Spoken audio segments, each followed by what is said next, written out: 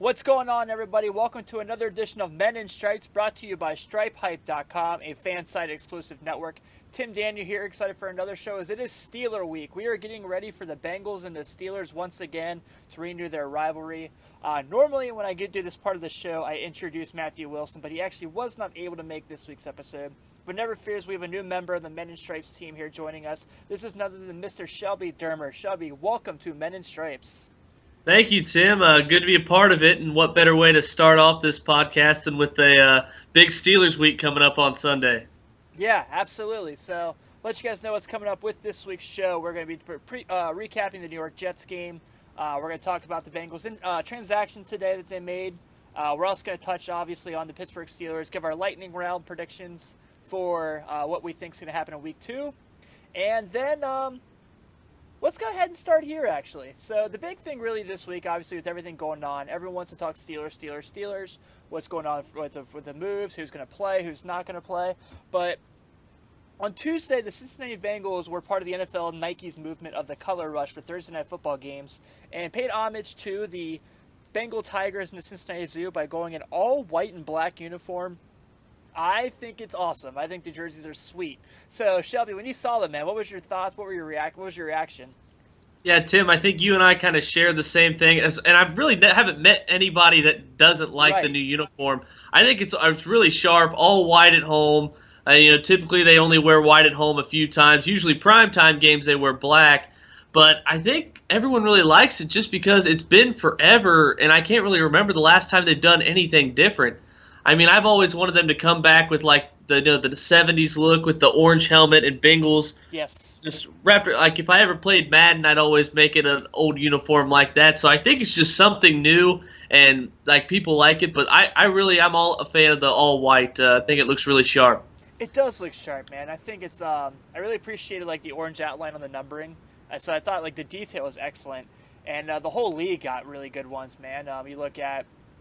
I mean, Buffalo right now, as we're recording this session, is in they're all red. The Jets declined to where they're all green for this game for you colorblind folk out there. Colorblind, yeah. But, like, Dallas with their throwback jersey. The Giants bringing back the old classic Giants helmet for theirs. Seattle obviously always has cool stuff, so they did the old all green there. What would you, if you had a chance to look through all the other teams and seen ones you might have liked that really jumped out to you? I got a good buddy who's a Denver Broncos fan. Yeah. So we like that, but you kind of already touched on it. I really like the Cowboys ones too. It's just kind of old school style, and yeah, I think the NFL did it right, and avoiding any colorblind confusion, as I can see now with the Bills and Jets uniform.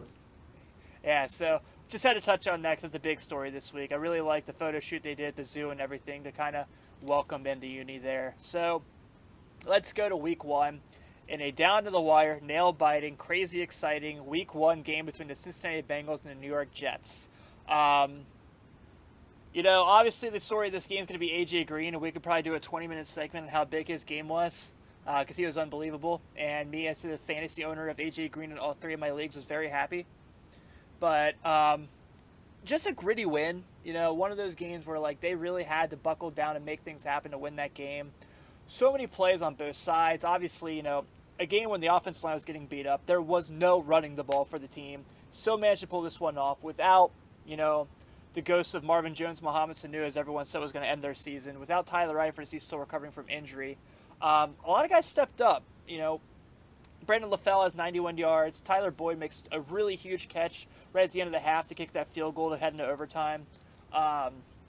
C.J. Uzomah really opens up the offense with his 54-yard play.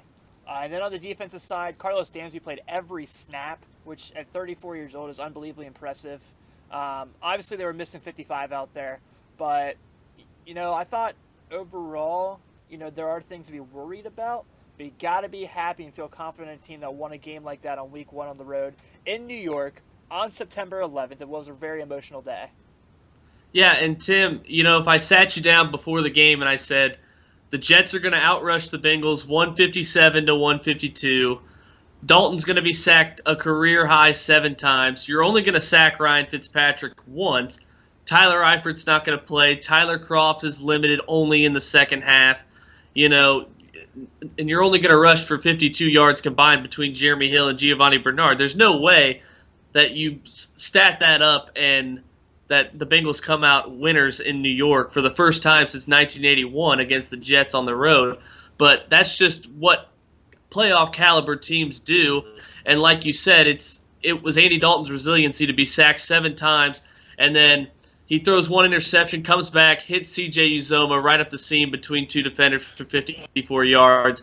It's Brandon LaFell catching all 4 of his targets. But, A.J. Green, like you mentioned, really uncoverable. Any tight window, Dalton could fit the ball, and he did. Went up, made 2 great catches over Darrelle Revis, and I don't know, it just really showed all around this team's resiliency, getting drilled on the ground game by Matt Forte and Bilal Powell. But, I think Paul Gunther kind of had that set of mind that they're going to sacrifice giving up some of the running game to slow down that lethal weapon of Eric Decker and Brandon Marshall. They only combined for 5 catches, 69 yards, and a touchdown where Drake Patrick was all over Decker, and just a perfect ball by Ryan Fitzpatrick. But, at the end of the day, you got a 1-point lead thanks to a Nick Folk missed extra point. We got a break there. Got a break. Marcus Hunt coming from the dead to block a kick. Just catch some breaks here, and then by the end of the day, I kind of figure, Ryan Fitzpatrick, we remember him when he was in Cincinnati. He's going to give you 1 turnover a game. He's just going to hand it to you, and Josh Shaw just turned around and caught the game winner. Yeah, I thought, Josh Shaw I saw today, Pro Football Focus had a spread about the player. He was great. He literally had a 0.0 quarterback rating against him in that game. And obviously the interception was just the perfect play. Really read Fitzpatrick well there. Just made an awesome break on the ball. The corners were outstanding in this game. They just did so many great things. Adam Jones continues to just elevate his game at an older age and continues to get better and better. In game 2, William Jackson's hurt. Darqueze Dennard's hurt. And Chris Lewis-Harris steps in. He got his chance, and he played a little bit too. And he made some plays. So they were very resilient is the perfect word for it, if you ask me. You go through, there's a lot of chances where, they got some breaks, but they gave up some breaks and still managed to win. There's Sean Williams' interception going right through his hands. There's the George Iloka penalty, which is utter horse crap, I still think, when he's a guy called for that there. And then maybe, to make up for for the one in the end zone not getting called. But I really was impressed with, like you said, we get back to resilience. And even Nuge, who hits the game-winning field goal, misses that one earlier in the game from 52 where he just pushes it really far right and really comes back. Because I think you and I both know that if Mike Nugent misses that field goal, there might have been a transaction report of Robbie Gould being in Cincinnati for a tryout this week. Or Zach Hawker, who they cut in the preseason. Definitely big kick for Mike Nugent, and against his former team, too. I think a lot of people forget that he was a first-round pick of the Jets. I want to say 2005.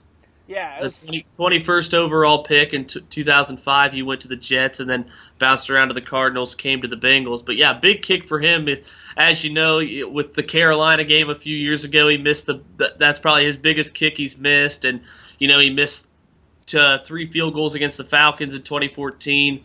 Missed against the Chiefs last season, kind of finished his season pretty good last year. So, when he makes a kick, everything's fine until he misses. It's kind of like the long snapper effect. It's unfair, but, he is the kicker, and it's a great way for him to bounce back and kick a 47-yarder because it is kind of unfair to blame someone for missing a 51-yarder outdoors. It's 5-mile-an-hour wind like they faced at East Rutherford that day. I listened to the Bengals Beat podcast today, and they had this stat that was absolutely amazing. So quarters 1, 2, and 3, Mike Nugent's career percentage is 83%. Solid, pretty good. Fourth quarter and overtime, he's at 95% for his career. Wow. Yeah. Is that the clutch gene? Is that that thing they talk about in baseball with bottom of the ninth and runners in scoring position?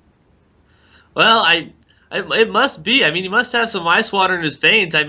Unfortunately, we've been on the wrong side, I guess, of that 5% where he's missed because, as I mentioned, the Carolina game. And I was there.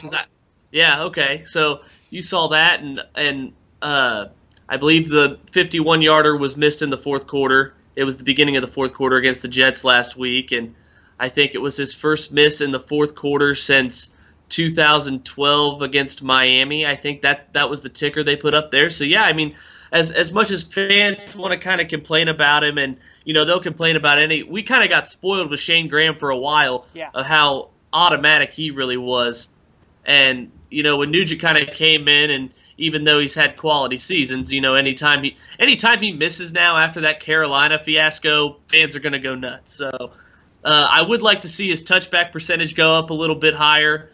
He kind of relies on ball placement in the end zone, not as much as like kicking the ball 9 yards deep like we saw Nick Folk do a few times. He kind of relies on angling it away from the returners. I'd like to see that go up, but as the older he gets, that touchback percentage is naturally going to go down. Yeah, I agree. So, Shelby, we can't really, I know we touched on it a little bit, but we can't talk about this show without going into detail about how amazing A.J. Green was in that game. First off, Darrelle Revis, I know a lot of people are going to say he's lost a step and this and that. He may very well have, but that was by far his worst day as a professional cornerback, and A.J. Green made him look like a fool.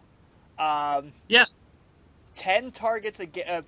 Dalton threw to Green 10 times when he was covered by Revis. He caught all 10 passes. And I understand that people were going to say, the touchdown, the deep touchdown ball that Green catches on Revis, that the safety was supposed to be there to help Revis, sure. But he still could have made a play on that. It's not like, he was it's not like he was completely lost there. Then there's the third on the sidelines, and the Bengals really need to make a play and kind of stay on the field. And he throws the ball where he catches it on the outside shoulder one-handed, rolls and still holds on to it. And you literally they actually just showed it on the highlight, just as I said that. That was perfect timing. Awesome. And you just see Revis on his knee when AJ gets up what the hell can I do with this guy? There's nothing I can do with this guy. So, overall, Green has his amazing game. He puts him in field goal range for Nugent to hit that field goal. And then, of course, being AJ, he goes in his press conference and says, well, I could have gotten the first down, because that's the kind of guy he is. And has an amazing press conference talking about how great of a player Darrelle Revis is. He's a first ballot Hall of Famer. He doesn't have to prove anything to anyone. And he's right. So, man, when we look back at this A.J. Green performance, and he's had many great ones in his short tenure in Cincinnati, we're definitely going to look at this one as being one of the best he's ever had. Oh, yeah, and Tim, you nailed it right there. It is one of the best he's ever had, specifically because it's the first game where we're actually playing a full 4 quarters without Marvin Jones and Mohamed Sanu. We don't know really what we're going to get. No Eifert either. So Green kind of took control and said, okay, throw me the ball, and it'll be my game. And it leads Dalton to 366 yards passing against the number 4 overall ranked defense from 2015. But for what I could not figure out was, and kudos to Dalton for having his quick release time. I think he was the only quarterback in the NFL with the release time of averaging less than 2 seconds in week 1. But I don't know why the Jets, with the pressure they were getting on Dalton, why they were so lenient about backing off of Green and not playing up, because a lot of the times I think Green could have had a 90-yard touchdown if he stays in bounds on that screen pass he caught. But a lot of the times, man, I felt like Green was catching screen pass, or he'd come in motion and catch a little ball in the flats. I thought if the Jets, the entire game, I was worried as if the Jets start press covering our receivers, and Dalton's not going to have enough time to throw the ball. So I'm glad that they didn't. But yeah, on the 54-yard touchdown to Green, Revis, it was obviously a blown coverage by the safety. But at the end of the day, Dalton underthrows that ball. Green just boxes him out, kind of going for a rebound, and Revis had no shot. So I think Revis, an embarrassing day, and even when he did have good coverage, like that ball down the sidelines, Green's able to snag it. I think he caught the bottom of the ball when he did catch it. It was a shame Nugent missed the field goal on that drive. And then at the end of the game, the game-winning drive, Zampese calls 2 running plays to Jeremy Hill. I didn't know what he was doing, so we end up with 3rd and 11 at the 40-yard line. We need a big play to get into field goal range, and Dalton goes back to Green, and that's just what playmakers do. And yeah, this last Sunday against the Jets is going to be one of Green's best games, and save that right up there with the 2014 season opener in Baltimore when he caught the tip pass for a touchdown. So, and I know a lot of people, the speculation I've seen is, well, what's going to happen when teams take Green out of this game? And I know a lot of people are thinking, well, the Bengals are in trouble. I don't really feel like that's the case. I think that it's going to be like I've said this before, and I've said this many times on this show. It's not that I don't think Mohamed Sanu and Marvin Jones were good players by any stretch, because they definitely are, and they earned the contracts they got. Maybe not the money they got, but because that's just ridiculous money to pay for those guys.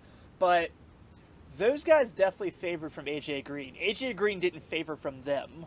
And I think that, when that situation comes where we're going to see, we'll probably see it in Pittsburgh this week where Mike Mitchell's going to try to, kind of stand over Russ Cockrell or Artie Burns. Go Bobcats. Yeah. whoever's covering AJ in this game. Mike Mitchell actually went to a high school in my area. We'll get to that another time. But I think that's going to lead to, guys like Tyler Boyd to get their chance. We saw B. LaFell automatically step in and do just fine there. And, I think it's getting easier because Eifert's going to be back. It's not this week. They said it could be Thursday night against Miami. In a couple weeks, they said it could be Denver next week. But he's going to be back at some point. And things are going to make that a whole lot easier. Can we go out there and expect A.J. Green to get 180 yards every week? No, probably not. I mean, that's highly unlikely. But we still have a guy that, has managed to play very good football and is really making a legacy for himself. And I think when teams do start to put that plan together, that's when we're going to see guys like 83 step up, guys like 11 step up, and even guys like 25 out of the backfield catching those screen plays we saw a lot in the preseason. Well, that's like what you said to begin that. First side note, I think Eifert, if we're looking realistically, I would say week 5, just because I know he's eyeing week 4, but with the week 4 being on Thursday night against Miami, he gets those 3 extra days, 10 days in between games. I feel like week 5 at Dallas, I believe, is that game, would be his return. But that's just speculation at this point. We got Pittsburgh this week, so we have bigger issues, and Eifert's not going to be on the field. Right. But when you went back and said, what are they going to do when another team takes away Green? Well, what did Matthew Stafford do when teams took away Calvin Johnson? What does Eli Manning do when someone takes away Odell Beckham? What did Tony Romo do when someone took away Des Bryant? I mean, can you really take any team, their skilled players and their offensive line, just take out the Giants, take out Odell Beckham, and the Bengals will take out A.J. Green? Offense to offense, skilled players, the Bengals, their running back duo is better than the Giants. I would say their wide receiving core, Tyler Boyd and Brandon LaFell, match up similar to Ruben Randall, an injured Victor Cruz, and a rookie Sterling Shepard. So, I mean, I never really get that because, if you are going to take away A.J. Green in a game, you're going to need 2 people to do it. So that would just open up running lanes for Jeremy Hill, screen passes for Giovanni Bernard to catch, and more one-on-one opportunities for Brandon LaFell on the X spot, and then Tyler Boyd or even like a guy like Rex Burkhead in the slot. Yeah, man, absolutely. Shelby, sounds like you're having fun on your first episode. You enjoying yourself? Yeah, I like it. I mean, fucking Bengals, it's nothing better, man. Nothing better, man. So that's our touch there on the New York Jets. We're going to move here real quick. So the Bengals do make a move today. One very close to my heart. As anyone who knows who listens to this show, I do a Notre Dame podcast where I have media credentials, so I have had the fortune of being in the press box with this guy. Kivaria Russell, formerly of the Kansas City Chiefs, waived yesterday. A rookie who had 1 NFL game, was a third-round draft pick, gets released. Cincinnati claims him on waivers. Looks like it was a quote-unquote football decision, the Chiefs say, so I truly believe there's more to the story, but I won't speculate on that. Kivaria is a very talented young man. He did miss a year at Notre Dame due to academic suspension, but he's played a national championship. He played in the Fiesta Bowl against Ohio State when there were 18 guys that played in that game that were drafted, and I think 22 overall that made NFL rosters. He has played against unbelievable college players. USC's current wide receiver Juju Smith-Schuster. He covered Adoree Jackson, who's USC's number 1 corner, who also played a little bit of wide receiver. He matched up. He played a game against Christian McCaffrey. This is a guy that knows how to play top-tier competition. He's played in big games, and obviously playing at Notre Dame when all eyes are on you every Saturday. Nothing is going to be too big for this kid. Now, I don't know when he's going to make his impact on this team and how soon. He could potentially be a practice squad guy with P.J. Dawson. But in a situation right now where they're a little thin on corner, I like the risk. I shouldn't say risk. I like taking the chance on Russell and seeing what he can bring to the team. Like I said, he has a lot of talent. He can make a lot of plays. He's a good ball. He's the best tackling college corner I've seen at Notre Dame as far as for a quarterback. So that says something there. So I'm really excited to see what he can bring to this team. Yeah, and I think he had the academic misconduct that uh, missed him some time in 2014. And but yeah, like you said, he's played against elite competition at Notre Dame. All eyes on you every Saturday. But now with the Bengals, you kind of it's just adding depth to the secondary. Kind of think of him as a William Jackson the third almost, because if William Jackson the third would have stayed healthy, he wouldn't have contributed much to this team other than maybe like a gunner role on special teams. Right. Kind of like what Darquez Denard was until injuries propelled him into some playing time before he got injured too. Full participant in practice today, by the way, so he looks to be a full go in Pittsburgh. But yeah, I mean, just adding depth to the secondary. Denard's had injuries. Chris Lewis Harris really isn't proven. Drake Patrick and Adam Jones, he's injury plagued as well. I mean, he's an old veteran and he's going to have some bumps and bruises. So you add him with the hopes of maybe someday contributing down the road, but not immediate. You don't immediately need something from him. And if character issues are the big deal in Kansas City that had forced them to cut him, I mean, what other place to go than to Cincinnati, where I mean we're historic for giving guys second chances, all the way from Chris Henry, R.I.P. to Vontez Burfict now. So I mean, he was off waivers, so it's worth the risk right now for someone that you don't really need an immediate contribution from because you have so much depth. Yeah, I agree, man. It's he's a young kid. He's an athletic kid. He's a kid that can take the ball out of the air. If you go back and watch against USC, he made the game-winning interception there off Cody Kessler. You go to the next week when they played an undefeated Temple team who gave them a huge run for their money when a lot of people didn't expect them to. He made the game-winning interception there. He's a very good with ball skills. He's played against Amari Cooper. I know what everyone wants to say about that national championship game. I would rather not talk about that national championship game. But, he was the guy that was matched up on Cooper, and Cooper does have one long TD in that game, but that's about all he did in that game. So, yeah, like I said, it's worth the risk. Obviously, the Bengals felt it was worth the risk there. If he does come back healthy, and say the Bengals hold on to, if William Jackson comes back healthy, say Russell sticks on, you're looking at a very young, talented core of secondary when that time comes, because Kivar can also play safety. So you're looking at guys like Denard, Kirkpatrick, William Jackson III, George Iloka, Sean Williams, and now Kivari Russell to add to that list. That's a group. Shaw. Josh Shaw. I mean, I really like Chris Lewis Harris, honestly. I think I've talked about that many of times on our show. That's a lot. That's a group to be excited about. Right. And, with all the changes being made on offense, that defense for the Bengals looks the same. And, yeah, looking up Russell's college stats, 60 tackles. He had a 9-tackle game. I believe it was against Virginia in week 2. I think it was like a 31-24 win. He had 9 tackles. And, yeah, I saw the picture of the interception off Kessler at USC. So, yeah, I mean, why not? A good pickup. And, if it was such a shock and all the Kansas City beat reporters, and as soon as they tweeted it out, said, oh, he'll find a team pretty quick. And, the Bengals are pretty far down on the waiver wire. So, take a risk with a project. But, looks like for right now it's a diamond in the rough. And I saw Kivari Russell immediately tweeted, Cincinnati Bengals, thank you for helping me keep this dream rolling. Who day? So, yes, I am excited you are here, Kivari. So let's make things happen. All right, Shelby. It's time to get down to it, man. It's time to talk Week 2 against the Pittsburgh Steelers. This is everything that people are going to make it out to be. This is the rematch of the division game. This is the two biggest rivals in the AFC North. This is bad blood, injury, suspensions. This is everything you are going to say it is, because it is just madness. It's an interesting game, a little different, a few different faces out there. No Burfict, no Bell, no Martavis Bryant, no Tyler Eifert, no Marvin Jones, Mohamed Sanu, no, God, I don't even know who plays for the Steelers secondary anymore. I don't care. They're terrible. So it's an interesting matchup there. As much as things are different, things are still the same. There is still Ben Roethlisberger and Antonio Brown holding down the fort. We're seeing some young guys in Pittsburgh really get a chance to make a name for themselves, like Jesse James at tight end, Eli Rogers, who made one of the most ridiculous touchdown catches I've ever seen on Monday Night Football. That ricochet was crazy. And DeAngelo Williams, who frustrates the piss out of me, as good of a player he is, continues to say that age is overrated. and obviously James Harrison doing the same. Man, it would have been nice if he could have finished out that contract here. But, Yeah. On that same side of it, the Steelers have a lot of talent. Their front four are really good. I mean, their front seven on defense are really good.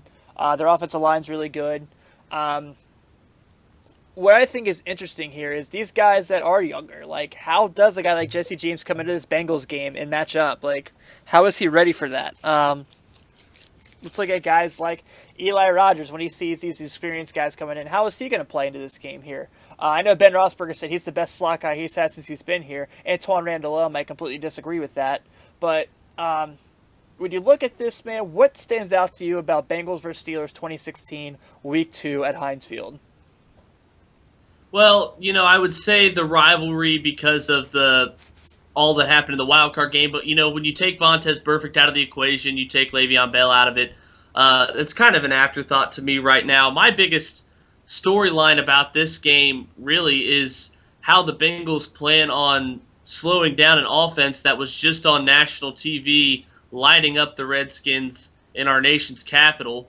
Big Ben and Antonio Brown look like they've been in sync for the last 3 or 4 years, how good they've been. And, I just want to know what Paul Gunther's plan is even with Roethlisberger throwing for 300 yards, D'Angelo Williams turned around and ran for 143 and a pair of touchdowns too. So, that's my biggest storyline coming into this one is how the Bengals plan on going into Heinz Field, a very hostile place with the terrible towels waving around in the Steel City, how that defense plans to come out and try to stop a Super Bowl contending offense.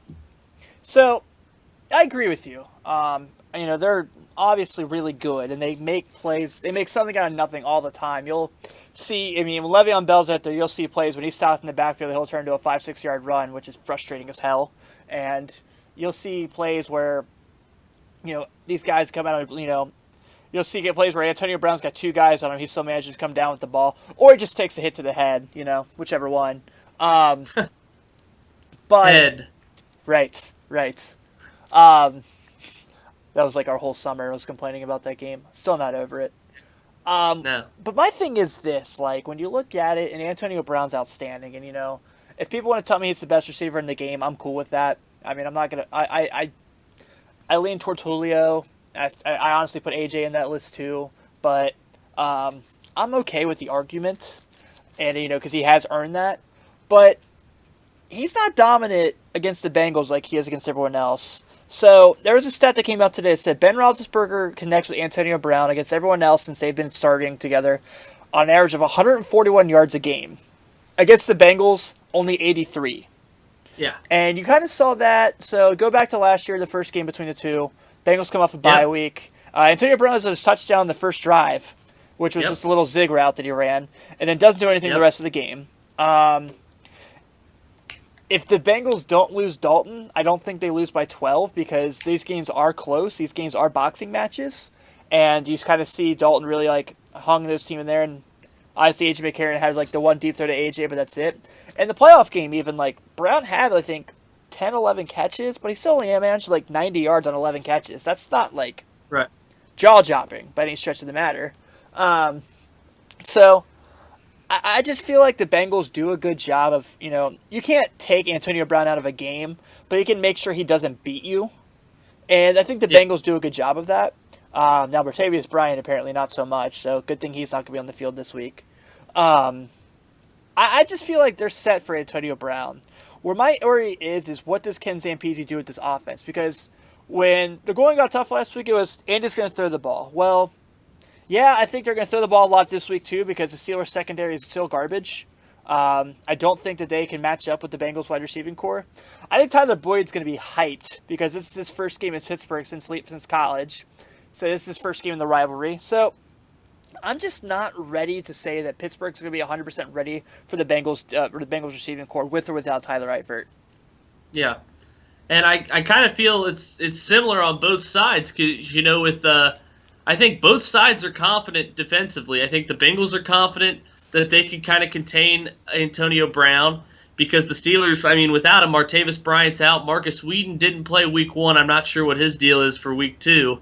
And then on the Steelers side, they're confident, okay, besides A.J. Green, who do we have to stop? Brandon LaFell, Tyler Boyd, okay. Eifert's out, okay. So I think both defenses are really confident. But I want to see how Ken Zampese, when he abandons the run or not. Because I felt a few times against the Jets, although they were getting good pressure on Dalton, we kind of abandoned the run a little too early. And I thought Jeremy Hill, for the most part, was running pretty hard compared to what we saw last year when he would kind of dance in the backfield, and he kind of looked like 2007 Rudy Johnson to me last year. So I thought Hill actually ran the ball well, and, Gio's kind of change of pace, but there was – I felt first half there was no real reason to abandon the run so much. Yeah, I agree with you, man, because Gio had like 5 carries the whole game. Jeremy Hill had 9. And I think Dalton didn't have any quarterback design runs in the game. I mean, not that he's Tyrod Taylor, but, occasionally you'll see them run that boot where he'll take the ball. And they didn't do any of that. I get it. First came back from injury, probably regular season-wise. But, yeah, I think that's going to be a huge thing because, go back to the playoff game before Hill's fumble. Like, he was taking over that game. When Gio got hurt in the concussion, got his concussion, got taken out of the game, Jeremy Hill was really good in the third and fourth quarter in that game. There's like the little weird out route that McCarron hits him on. There's obviously the touchdown run. Yep. So before the fumble, he was 38-yard run. Yeah. And he was he was outstanding there. So I think Jeremy Hill, if anyone, is more ready for this game than anyone. I think he's ready to have a big day because of the playoff game, because of, the fumble. And I do appreciate that no one's talking about this game. Like, the Bengals are saying the right things. All of the, we're not talking about it. Last year happened. We're over it. But I still have that feeling that when they walk on the field and they see those guys in warm-ups, that there's going to be some blood boiling. Yeah, and I feel the same way, Tim. And, gosh, I feel like, imagine the hype, too, if Perfect were playing. I think it'd be a lot more. But, it's just both the teams are good. And that's just what the AFC North is. I mean, once Baltimore kind of fell off the wagon last year with all their members on the IR, the rivalry kind of shifted between Pittsburgh and Baltimore to Pittsburgh and Cincinnati. And, we split the division with them the last 3 years. And, it's a great early season test for both teams. And, we're still trying to figure stuff out with the offense with a new coordinator. They're trying to adjust with Marcus Wheaton and Martavis Bryant both being out and Le'Veon Bell suspended. They made moves to the secondary. Antoine Blake's in Tennessee now, and thank goodness, because somehow he was awful, but he always found a way to intercept a Bengals quarterback. And so, I don't know. It's just there's a lot of hype around this game, but I do agree with you. I like that the Bengals aren't really saying we're going to come out, or they're not giving them any extra motivation on Pittsburgh's side. They're not T.J. Houshmandzadeh scraping a terrible towel, cleaning off his cleats after the 0-5 game in Pittsburgh, and they're not they're not feeding into the media hype that, this is a make or break big game. It's just a good early season test between two rivals that both plan on winning the division. So, who's your player on the Bengals side that you're really expecting to step up this week? Who's the guy that you think is ready for this game, is going to make things happen? I've already said Jeremy Hill, so he doesn't count. Okay. I would say whichever tight end starts, Tyler Kroft or CJ Uzoma. You saw Tyler Eifert was targeted quite a few times against Pittsburgh last season, and I think the Steelers' linebacking core is overall a slow group, and if they're blitzing Dalton, he's got to get rid of the ball quick. So it's going to be one of Dalton's receivers because the Steelers are going to try to do their best to take A.J. Green out of the game. So I'd probably say whoever starts at tight end or Tyler Boyd, because I feel like in this game Pittsburgh's not going to let A.J. Green do what the Jets let him do. They're not gonna be walked over like that. It's going to take someone else stepping up in the receiving core to help out Dalton and move the chains for the Bengals when the Steelers are having William Gay on A.J. Green and they're bracketing him with Mike Mitchell up top. Yeah, I'll be with you, man. I still think A.J. Green's going to end up with a pretty big game. He might not have 160-something yards again, but I still think I can see him having like a 6 or 7 for 90 in a touchdown game because he always manages to score a touchdown against Pittsburgh. I always love when you watch those AJ Green highlight videos because, like, if you have like a 4-minute one, 2 minutes are him beating the Steelers. Yeah. And like, it's awesome. He always manages to make things happen in Pittsburgh. He always gets up for that game. Kind of the opposite of what Chad Johnson did, because Ike Taylor always took Chad Johnson out of those games. Oh, yeah. And so there's there. For me, I'm going to go the defensive end, man. I wrote an article about him when Reggie Nelson left. And I just think it's Sean Williams' time to really make things happen. I think we saw glimpses. We know he's good. And there's a reason the Bengals were okay with Reggie Nelson walking enough to have him start. So I expect Sean Williams to really continue to make plays. I mean, he won this game for them last year in Pittsburgh with the play he made. So I think he's going to go out there and he's going to do it again. Maybe not help them win the game because I'm still, as we're getting to the end of this segment, going back and forth to who I think wins. But I think that Sean Williams is just going to be a huge part of this huge part of this game for the Bengals. 1, keeping Antonio Brown from getting over past the corners. 2, just being an athletic, powerful freak that he is. Yeah. And I think I like your pick with the defense because, you know, we've watched this rivalry for so long, Tim, where, you know, it gives you a headache when you see the Bengals defensive line collapse on Roethlisberger, and somehow, even though he's not very athletic, he kind of waddles his way out of there and, you know, trots around in the pocket and finds someone downfield.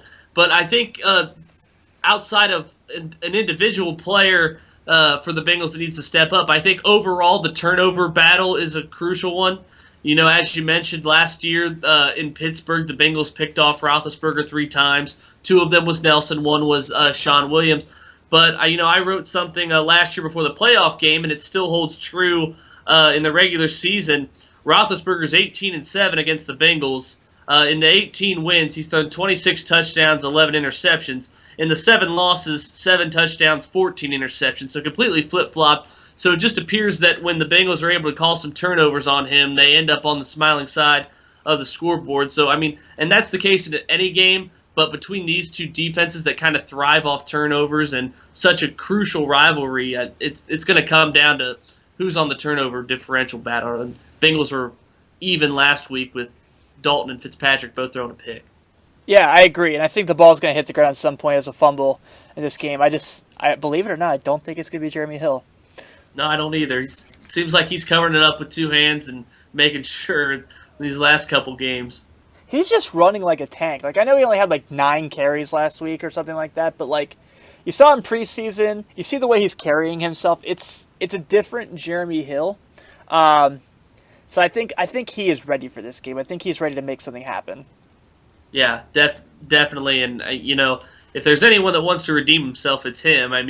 You saw the tweet he sent out after the fumble, after the game, and, that was upsetting. And, Vontaze Burfict doesn't get a chance to redeem himself this game, so I think he'll be at the forefront of people who are looking to bounce back and have this date circled in their calendar. Yeah, I agree with you. All right, man, so I think it's time to give our predictions for this game, Shelby. It's going to be a tough one here, and we know what this game's like every time. For some reason, it's always a fight down to the wire. Someone makes a play here or there. One little thing happens, and the game's switched on. Truthfully and honestly, I want to say that, the Bengals' redemption in their mind, I think that 1 through 53, they're a better team, player by player, but I just feel like this game's in Pittsburgh's favor. They're coming off the big win on Monday night. I understand they have a short week to get ready for them, but I just think that for now, in a situation where the Bengals are down so many players, and I don't think it makes the Bengals any less of a team, I still think it's close. I unfortunately think Pittsburgh wins this one, as much as that pains me and frustrates me to say. I think we're looking at but I think this is a close down to the wire game. I think this is like a 21-17 game, but I do think the Bengals will get their revenge on Sunday Night Football in December. Yeah, I'm with you with the same prediction. If Eifert's out, honestly, he's that big of a playmaker where I may switch my prediction because overall the defense is pretty healthy. But I wrote Steelers 24, Bengals 21, and I would love to get revenge that Sunday night in December. But we haven't won a Sunday night football game since Carson Palmer's home debut in 2004. So luck's not on our side, but as far as this Sunday goes, I have Pittsburgh winning. But like you said, I agree, a very, very close game, a very contested game. Man, you have all the stats. I'm so glad you're here. All right, man. So we're going to go ahead. We're going to go our lightning round for pick by pick for this week's games. Shelby, are you ready for your first time doing this? I'm ready. All right. So let's start with tonight's Thursday night game. We have the New York Jets visiting Rex Ryan and the Buffalo Bills. Obviously, both teams coming off losses to AFC North teams. The Jets losing to the Bengals. The Bills losing to the Ravens. I want to say that I really think the New York Jets have a much better team defensively. I think that Brandon Marshall and Eric Decker are going to be able to do more damage than they were able to do against the Bengals. I'm taking the Jets in this one. Yeah, I'll take the Jets too, Tim. And, Jets can't afford to lose this game or their season's over, I think. They go 0-2, and their next 3 weeks consist of Pittsburgh, Seattle, and Arizona. There's no way they can afford to drop a divisional game here. I'd say they win maybe 20-10 range. Nice. Yeah, I'm with you, man. So let's go ahead and let's go to Detroit, where the Detroit Lions will be hosting the Tennessee Titans. Tennessee losing one to Minnesota last week, where Marcus Mariota was not good. If Mariota is good, I really think he has enough to make Tennessee win this game. And I really think Delaney Walker is going to be able to make things happen on the Lions defense. But I still think when you break down the Lions, as much as I don't think they're a playoff team, I think they're an improved team even without Megatron. I think Marvin Jones and Golden Tate, along with Theo Riddick, are going to be able to make enough plays for the Lions to win this one at home. Yeah, I'm same way with you. I had Detroit winning by, I believe, 8 points. And, Matthew Stafford's second straight game in a dome. He likes to fling the ball around. Marvin Jones and Golden Tate, kind of the same receiver almost, very, very similar. And now Theo Riddick catching balls out of the backfield, and the offensive line's a little revamped as well, and I picked Detroit at home. All right, man, so that means it's to Baltimore and Cleveland. Baltimore wins. Yeah. Josh McCown, 457 passing yards at Baltimore last year, but that was with Travis Benjamin and a little bit better offensive group, not as much conundrum at running back. Baltimore's defense looked outstanding against Tyrod Taylor and the Bills last week. I say Baltimore by double digits. Yeah, so I think Baltimore's going to go to 2-0. All right, man, so going to my second part of my heart in the NFL, the Cowboys at the Redskins. Dak Prescott and Zeke Elliott coming off a rough loss down the wire against the Giants. Obviously, we saw what the Redskins did on Monday Night Football. That equivalent was nothing. I think that Washington's not good. I'm not going to lie to you. As much as I don't think Dallas is ready to make a run, but I think they're good enough. If they had Romo, they'd be 2-0 right now. Counting this game, of course. But I do like Dak Prescott a lot. I think he's going to make plays. I really like Ezekiel Elliott with that offensive line. I think that Des Bryant's going to get it right this week. And also having Jason Witten doesn't hurt. I think that Dak Prescott goes into D.C. and beats the Redskins. I'm going to disagree with you there, Tim, for the first time. I think Dak Prescott got too much love for losing a football game. I mean, he was as much as he's what Alex Smith gets judged for every week, checking the ball down, not making any mistakes, which is good for the rookie quarterback. I mean, he didn't play an awful game. He kept Dallas in the game, but overall they settled for field goals while Eli Manning threw 3 touchdowns and won the game. I say you go to Washington. Kirk Cousins looking to get back on track against Pittsburgh. His funk was just off.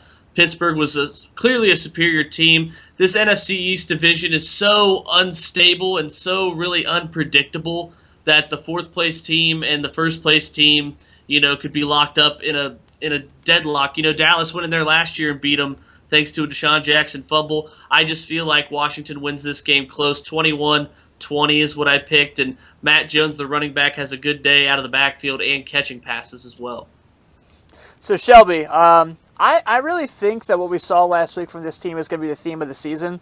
I really believe that this week, going into New York to play the Giants, I think Drew Brees is going to have another magnificent game, and I think they're going to lose. I think that Drew Brees is going to go probably throw another 350, 3-4 touchdown game, but I think the Giants are just going to still manage to pull this game off. I could really see this year being the year that Drew Brees breaks the passing record in yardage, and the Saints go 5-11. Yeah. Both my fantasy teams would like if Drew Brees broke that record. But remember last year, Tim, Saints and Giants in New Orleans, Eli Manning throws 6 touchdowns, Drew Brees throws 5. Saints win 52-49. I think the roles are reversed. Something about Drew Brees playing outside of the Superdome in Louisiana, they just seem to struggle a bit more. So that's solely what I'm basing this pick on. The 2 worst statistical defenses from 2015 meet up. It's going to be an offensive explosion. I'd say start Brandon Cooks if you have him. Start anybody, skilled players in this game. It's going to be a high-scoring game, but I have the Giants pulling it out and starting 2-0 as well. 49ers going to Carolina. Don't let the records fool you, folks. I know the Niners are coming in 1-0, but there's no way in hell they're leaving Carolina with a victory. Cam Newton is going to have a field day. As Shelby's been saying, you got to keep these guys on the field. The Panthers are 13.5-point favorites. That's not enough. Cam Newton, 300 yards passing, 60 yards rushing, 4 total touchdowns. Panthers win this game 35-10. Okay, I said 31-13 in my prediction. But yeah, this is just a gimme. As much as we like to say any given Sunday, there's such a difference between Case Keenum and Cam Newton that the 49ers are facing that it's not even funny. This game will probably be over in the third quarter. I kind of feel bad for Blaine Gabbert having to throw to Torrey Smith and I think Jeremy Curley. This is top 2 receivers. They're going to have a tough time. I'm surprised I'm giving them 13 points, but that's what garbage time is for. I think Panthers win by a lot. Deshaun Kaiser is going to have a really hard time being the 49ers quarterback next year, I'm telling you. New England hosting Miami. The Jimmy Garoppolo era is here. I will tell you what, I was impressed with how well Miami played last week against Seattle, even though they didn't pull the game off. But there's something about Jimmy, man. There's something about this Garoppolo kid where he's not Brady by any stretch of the matter, but you had to be impressed with how he played in that Sunday night game. I think Miami is still a couple players away from competing in this division. Obviously, we know the Patriots are going to run away with it. And there's a good chance Rob Gronkowski's coming back this week for all his fantasy football owners out there have Gronk. Yeah, I feel you here. Jimmy Garoppolo, some teams kind of have all the luck. The Patriots lose their quarterback, and then Jimmy Garoppolo settles under center, and it's like, he's been doing it for 5 years. And he played really well. I think the defense played exceptionally well, even though their secondary is nothing to write home about against Carson Palmer and the Cardinals on the road. There's a reason the Dolphins haven't beaten the Patriots in Foxborough since Ronnie Brown went off in the Wildcat formation back in 2008. I think he scored 4 touchdowns. Ryan Tannehill, I think, is one of the most overrated quarterbacks the NFL has to offer. That's why they only scored 1 touchdown last week. On the heels of their defense, they almost pulled off a big upset. So I say the New England by 14 in Foxborough this Sunday. So, there's just those teams that just, no matter how good you are, they have your number. And as much as I think Houston's going to win their division this year, the Kansas City Chiefs have their number. And you've seen this for the past couple of years. J.J. Watt will always play well in this game, but they still can't manage to pull off the victory. I love what Kansas City's putting together, even without Jamal Charles. I really like what Alex Smith has become. Spencer Ware giving us Cincinnati kids a shout out there, playing some big games. I really like Macklin. Obviously, you can't talk about this team without talking about Travis Kelce. For a team that doesn't... Yeah, for a team that doesn't have Justin Houston yet, I still think Kansas City is good enough to win this game, even in Houston. I like Kansas City to win this game. I think it's going to be close. I think Houston has enough to win the game too. Will Fuller represent out there, but I think this is a fight. I think this is like a pretty similar to the Bengals game. I think this is like a 21-20 game for Kansas City. Yeah, I'm agreeing with you there. Top to bottom in the AFC. 1-53, like you said, I think the Bengals are up there, and you'd have to argue that the Broncos and the Chiefs are up there as well in the top 16 teams in the conference. And then overall in this game coming up, the Chiefs just seem to have the Texans' number. I just feel like this game, there's no way the Chiefs' experienced defense doesn't force Brock Osweiler into a few turnovers. I just get that feeling. I don't know if you can relate to it or not. It's just like last week, I was like, there's no way Ryan Tannehill goes to Seattle and beats the Seahawks, even though he almost did it. I just got that feeling, and I have a feeling this week, Brian, he won't play as bad as Brian Hoyer did in the playoff game against the Chiefs, but, I just feel like Osweiler, young quarterback, still only 9 games under his belt. He's due for a few mistakes, and they're going to be costly ones because Alex Smith on the other end doesn't make many. Right. So that gets us to 1 o'clock. Let's go to these 4 o'clock games. Now, this is an interesting one. We have Seattle going to L.A. Honestly, L.A. is not good. And they make Todd Gurley look like he's just okay when, honestly, he's phenomenal. But there's an injured Russell Wilson. This is a way that Pete Carroll, for some reason, has still not figured out how to use Jimmy Graham. So as much as I think the Rams might have a little momentum in this game, it's still the Legion of Boom. It's still Seattle. It's still things happening there. I do believe Russell Wilson is going to be just fine in this game, even with that ankle. So I'm going to go ahead and say Seattle is going to be 2-0, even though for some reason the Rams like to beat them when they're at home. Yeah, and well, that was in St. Louis, so maybe a new location, and that was with a lot of veterans that they let go. And I mean, this Rams team is sorry, and I boldly picked the Niners to beat the Rams Monday night, even though ESPN writers picked the Niners to go 0-16. Ended up doing it, and now I might see old Los Angeles going 0-16, as that's how bad they played. And I'm looking at how bad Case Keenum played, and it's like, why isn't Jared Goff? I mean, Right. learning experience. I mean, what's Case Keenum gonna do? And it's the Legion of Boom, like you said. And if Case Keenum struggles that badly against the 49ers, I'd hate to see him go up against Seattle. So I say Seattle in a low-scoring game because the Rams' defense is fairly good. I'd say maybe like 17-7 or something like that. So, Shelby, I really like what Jameis Winston's doing in Tampa Bay. I think he's continues to elevating to a very good football player, but I'm not ready for him to go into Arizona and beat the Cardinals defense at home. I know that New England just did it last week, but I think Carson Palmer's going to come back and make some things happen. I like the Cardinals in this one. I think this game's close too. I know we keep calling these games close, but I just think that this is going to be a shootout with the wide receiving cores both teams have. These young guys on Tampa Bay are really good pass catchers, but Carson Palmer still has Larry Fitzgerald, Michael Floyd, and John Brown, and David Johnson coming out of the backfield. I like the Cardinals to win this game. I think they pulled away in the end. I think we're looking like 31-20.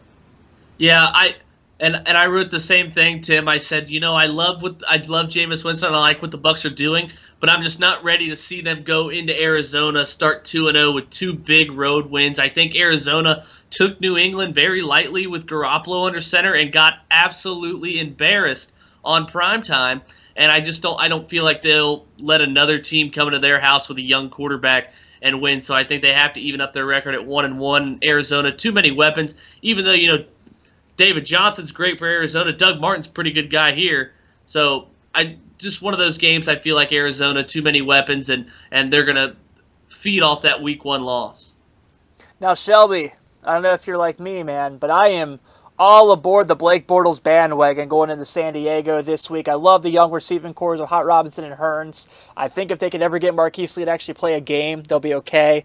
I really like TJ Yeldon. I think he's doing really well. And as much as I like that Melvin Gordon is really played well in week 1 against Kansas City. I just don't think the Chargers are that good.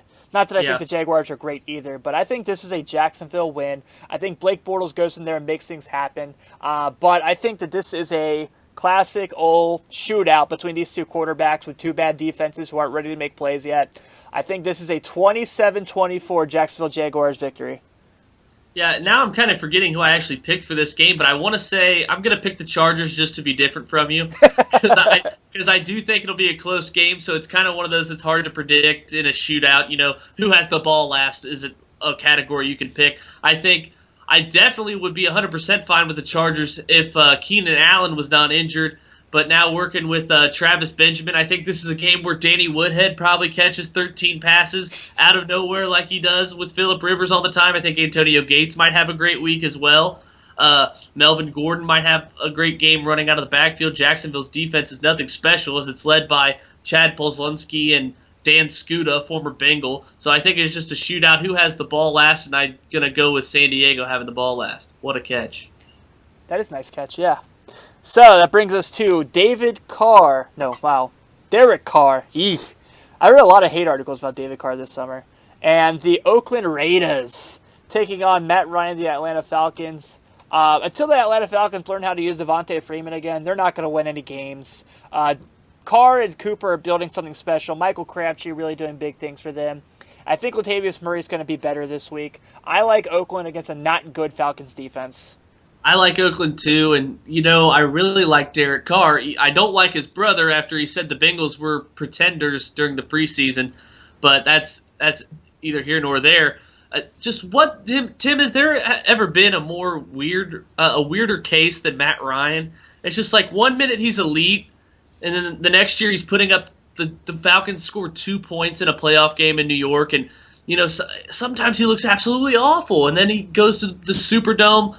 And then he always ends up finishing in the top 5 in passing yards. I mean, he's just so static with his outputs. I mean, he's hasn't been consistent since he took the Falcons to the NFC Championship game in 2012, lost to the 49ers. So I'm I'm a bit baffled by him and the Falcons in general. Last year they started 5-0, so give me the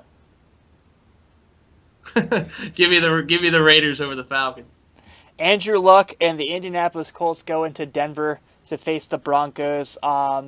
As much as I don't think Simeon is the answer for the Broncos right now, I do think C.J. Anderson is against a bad Colts team. I think Andrew Luck's going to have a big game, but it's not going to be enough. I like the Broncos in this one.